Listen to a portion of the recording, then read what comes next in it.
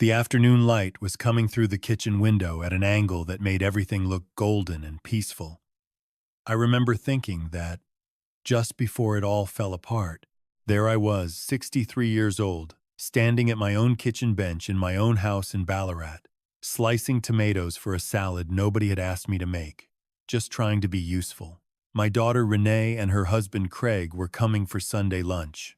I'd bought a good piece of lamb from the butcher on Sturt Street, the kind that takes 3 hours in the oven and fills the whole house with something that smells like home. I thought it was going to be a good afternoon. I should have known better. Craig had been difficult for years. Not violent, not at first, just the particular kind of difficult that wears you down slowly, like water over sandstone. He was 41, worked in logistics, and had the absolute certainty of a man who has never once been told he was wrong. When he married Renee 12 years ago, I gave him the benefit of the doubt. Renee was happy, or seemed happy, and I told myself that was enough. My wife Margaret had passed 4 years before the wedding breast cancer. Quick and terrible, and after that it was just me and Renee. She was all I had left, and I wasn't going to make things hard for her by being one of those difficult fathers who couldn't accept the man his daughter chose. So I kept my mouth shut. Year after year, I kept my mouth shut. When Craig made comments at the dinner table about my house being a waste of land for one old man, I said nothing. When he suggested twice that I should sell and move into something smaller so the money could be put to better use, I changed the subject. When Renee laughed along with him instead of saying anything, I told myself she was just keeping the peace. What I didn't understand, what I couldn't have understood until it happened, was where it was all heading. That Sunday, Craig arrived before Renee. He dropped her at the shops on Victoria Street to pick up something for dessert, and he came in through the back door without knocking, the way he always did, as if the habit of walking into my house uninvited was something he'd earned. I heard the fly screen bang shut, and then his footsteps on the kitchen tiles, and I turned around and said, "G'day," and he didn't say anything back. He just stood there with his hands in his pockets and looked at me the way you look at a problem you've decided to solve. "I want to talk to you about the property." I put down the knife. "Renee's not here yet. I know she's not here. That's why I'm talking to you now." He'd done his research, it turned out. He'd had someone look at the land value on my block, a corner block in one of the older parts of Ballarat. The kind of block that had gone up considerably in the last decade. He had numbers. He had a figure he thought the house was worth. And he had a plan, which involved me signing over power of attorney to him and Renee so they could manage what he called the transition. I asked him what transition he meant. He told me I was getting on and would need care eventually, and it made more sense to liquidate the asset now rather than later when I might not be in a position to make clear decisions. He said it very calmly, very reasonably.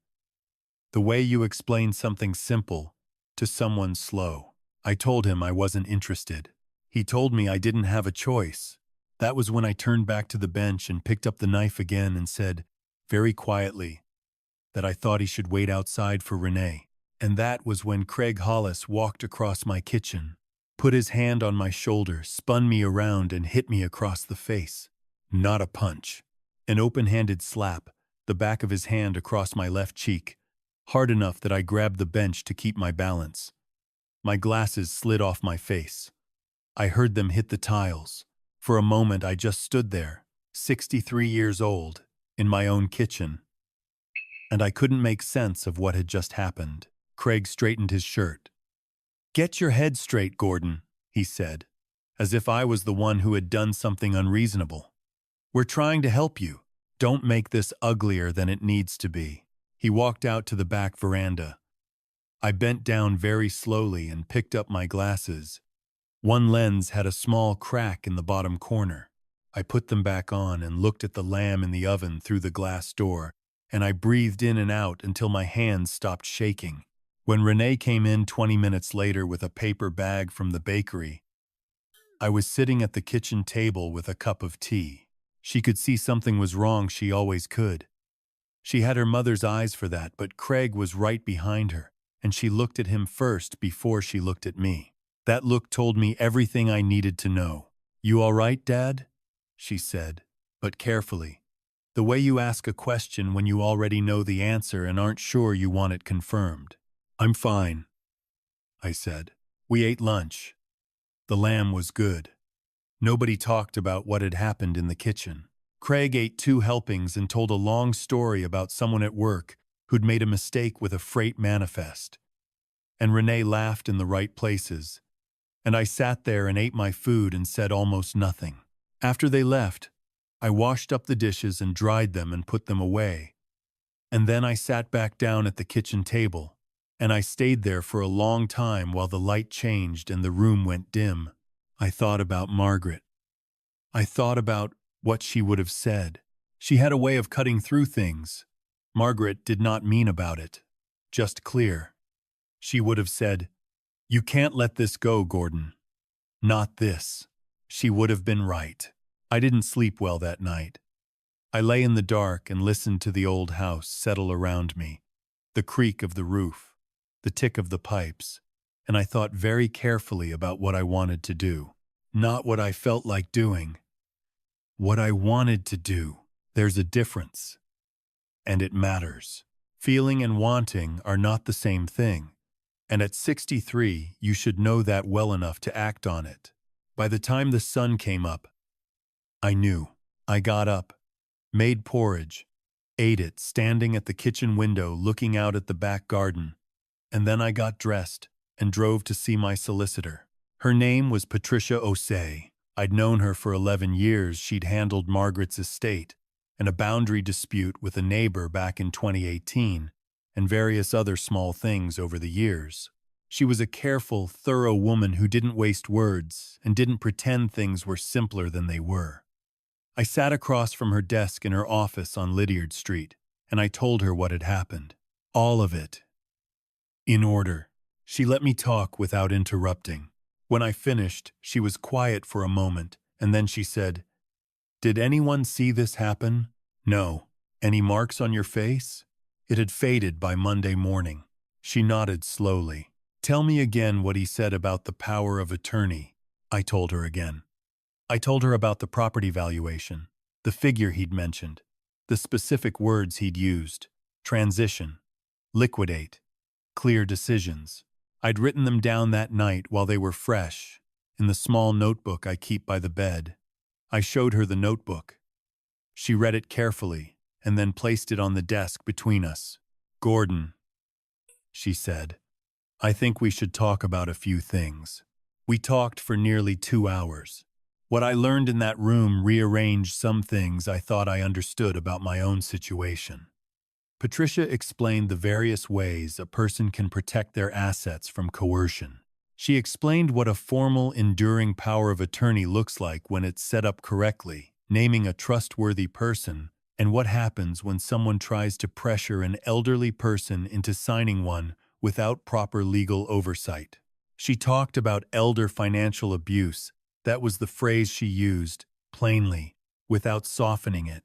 And she talked about what documentation might be useful if things went further. She asked me who else knew what had happened. I told her no one. I told her Renee had been in the house, but hadn't witnessed the actual incident. Was she aware of what Craig was planning to raise with you? I thought about the way Renee had walked in and looked at Craig first. "I believe so," I said. Patricia made a note. "All right," she said. "Here's what I'd suggest. I won't go through all of it here. Some of it is private, the way legal matters are private. But I will say that when I left Patricia's office that afternoon, I had a clear plan, a set of documents in process, and one specific item I intended to deliver to Craig Hollis the following morning. The item was in a small wooden box. Not an envelope. I've always preferred boxes. Something with a bit of weight to it. Something that feels considered. Margaret had given me a set of small cowrie boxes years ago. Smooth and warm-colored. The kind of thing you keep letters in. I chose one of those. I wrapped it in brown paper and wrote Craig's name on it in my best handwriting. I drove to their house in Wendouree at 8:30 on Monday morning. I knew Craig left for work at 9. I knew Renee dropped the kids at school at 8:15. I had timed it so I would catch Craig alone. He answered the door in his work shirt, coffee in hand, and when he saw me, he didn't look guilty.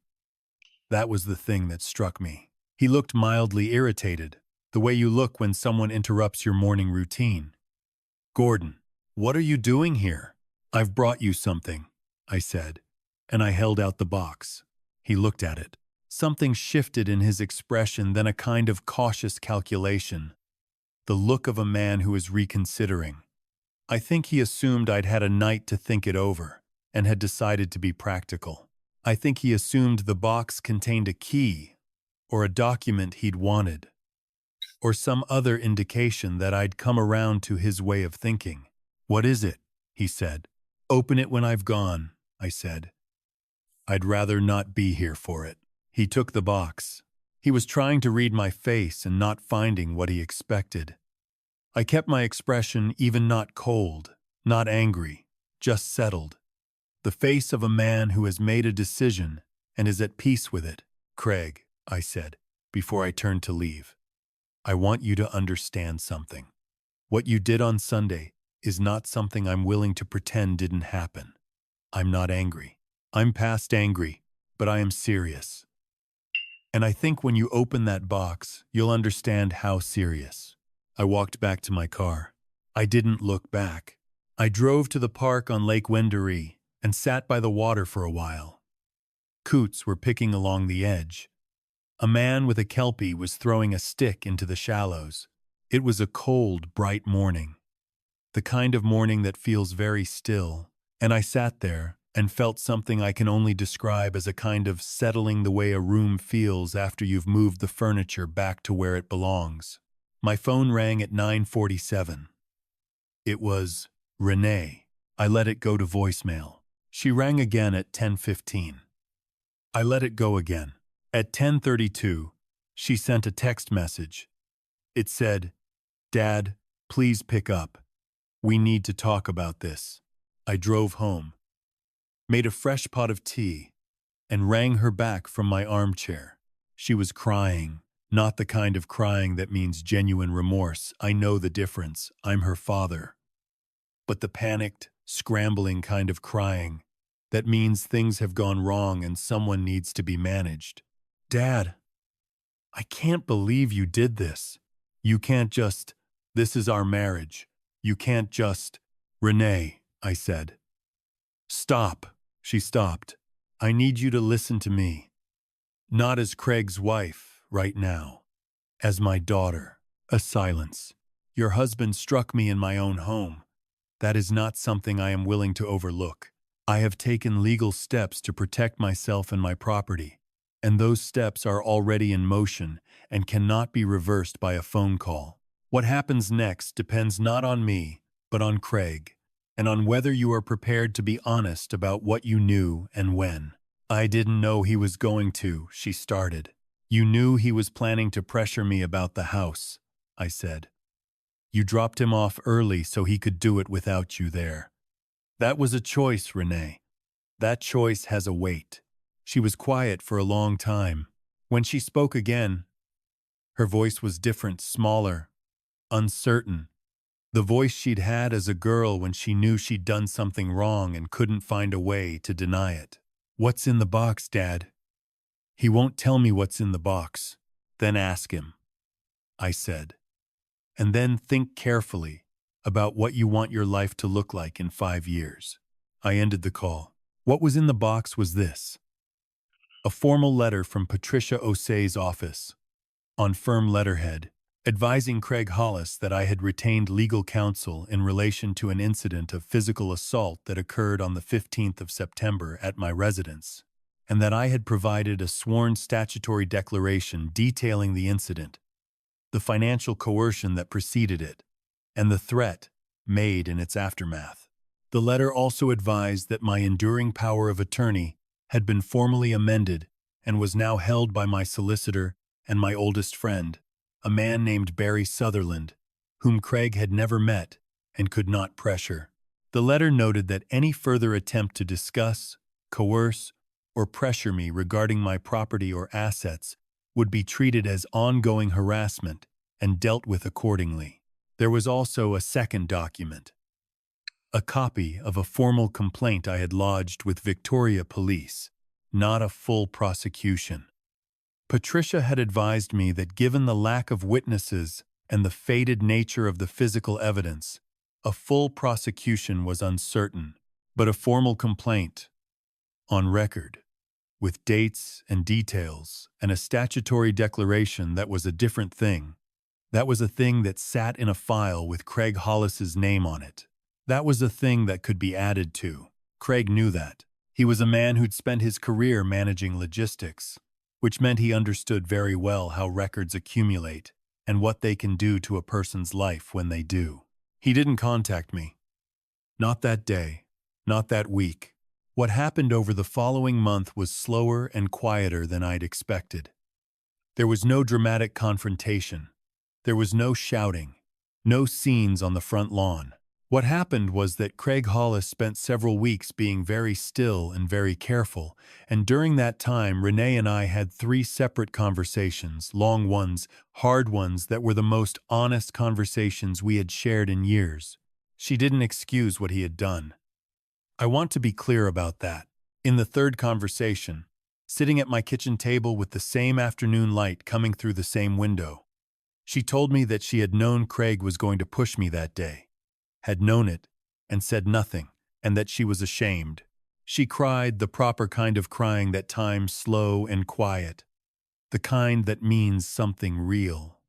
I didn't tell her it was fine, because it wasn't, but I told her I wasn't giving up on her. And that was true. Craig attended 2 sessions with a counselor, Renee insisted, and I gave him credit for going. I don't know what was said in those sessions. I don't need to know. What I know is that he came to my door one evening in October, alone, without a prepared speech, and said simply, "I want to apologize, Gordon. What I did was wrong. I don't expect you to forgive me, but I needed to say it." I looked at him for a long moment. He was a different kind of still than he'd been before. Not careful and strategic, but genuinely uncomfortable, which is its own kind of honesty. "I hear you," I said. "Thank you for coming." I didn't hug him. I wasn't ready for that. But I offered him a cup of tea, and he sat in the kitchen for 20 minutes, and we talked about nothing much. The weather, the footy, a road they were resurfacing on his street, and when he left, we shook hands at the door. And that felt like enough for now. The power of attorney still sits with Patricia and Barry. It will stay that way. Some things you don't undo just because the air clears. The house is still mine. At Christmas, Renee and Craig and the grandkids came for lunch, and we ate in the back garden under the old peppercorn tree, and the kids chased the neighbor's cat along the fence line, and Renee helped me with the dishes afterward, just the 2 of us, and she put her head on my shoulder for a moment and said, "Mum would have sorted this out so much faster than us. Your mum had a gift for it." I said, "So do you," she said. "You just go about it differently." I thought about the box, the weight of it, the smooth kauri wood, the way I'd written Craig's name on the paper in careful letters. I thought about sitting by the lake that morning while the coots moved along the edge of the water and the kelpie barked at the stick coming out of the shallows. I thought about what it means to be patient, not passive patient. There's a world of difference in that, and it's a difference worth knowing. Margaret would have understood. I understand now, too. There are things I've learned from all of this that I carry with me, and I share them because I think they're worth something. Silence is not the same as peace. For years I kept quiet and told myself it was for Renee's sake, that I was making things easier. But silence in the face of wrong doesn't keep the peace, it just defers the cost and lets it grow. The day Craig raised his hand to me was the end result of years of small permissions I never meant to give. Dignity is not something another person can take from you, but you can surrender it without realizing. The moment I picked my glasses up off that tile and chose not to react in anger, not to shout, not to retaliate, that was not weakness. That was the beginning of the only kind of response that would actually mean something. Love for your children does not mean accepting harm from the people they choose. I love Renee. I will always love Renee. But love is not the same as compliance. And protecting yourself is not the same as rejecting your child. Those two things can exist at the same time. They have to. Legal protection is not aggression. When I walked into Patricia's office, I wasn't declaring war. I was drawing a line. There is nothing hostile about a line drawn clearly and with proper counsel. In fact, the clearest lines are often the most peaceful ones, because they remove ambiguity and leave everyone knowing where they stand. And this, perhaps, is the one I come back to most. Justice does not have to be loud. It doesn't have to arrive with shouting or threats or tears in a driveway. Sometimes it arrives in a small wooden box, on a cold, bright morning, placed quietly into someone's hands. And sometimes the most powerful thing you can do is simply turn, walk back to your car, and let what you've set in motion do its work without you standing there to watch. That's what I did, and it was enough.